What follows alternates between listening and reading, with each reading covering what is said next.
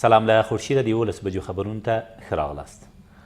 د کابل د 5مې امنیتي حوزې اړوند د کمپنۍ په باغ داوود سیمه کې د وزانمرګ برید په پایله کې د ملي امنیت نږدې 10 کارکوونکو ته مرګ جبره واوښته.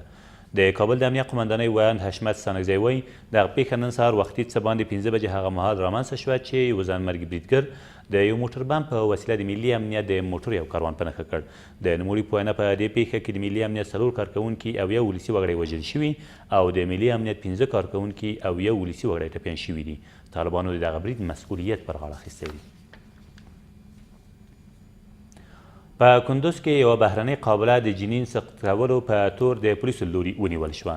د پاکستاني قابله چې خالده نومیږي د کندوز ښار په یو خصوصي کلینیک کې کار کاوه او په ناقانونه توګه یې د حاملهدارو میرمنو جنین سقط کاوه چې بالاخره د خلکو د مکرر شکایتونو وروسته تېره ورځ نیول شوې ده. د کندوز د امنیت قمندانۍ د جنایي جرمونو پر وړاندې مبارزې مدیر وایي له یادې میرمنې یو شمېر داسې شیان هم ترلاسه شوي چې د جنین په سقط کې ورڅخه ګټه اخیستل کېده.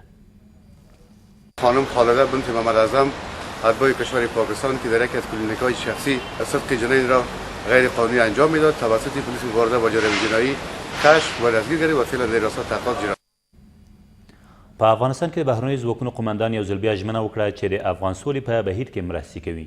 جان نیکلسن تېره ورځ په پکتیا کې په یوې ناسته کې ویل چې ټوله نړۍ د افغانستان د سولې له بهیره ملاتړ کوي.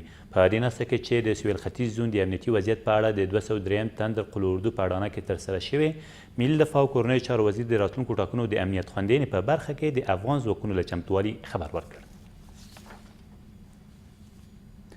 د کندهار د سپین بولدک ولسوالۍ اوسیدونکي وایي په دغه ولسوالۍ کې د روغتیایي امکاناتو د کمښت له امله ناروغان او په ځانګړې توګه میرمنې خپل ژوند له لاسه ورکوي.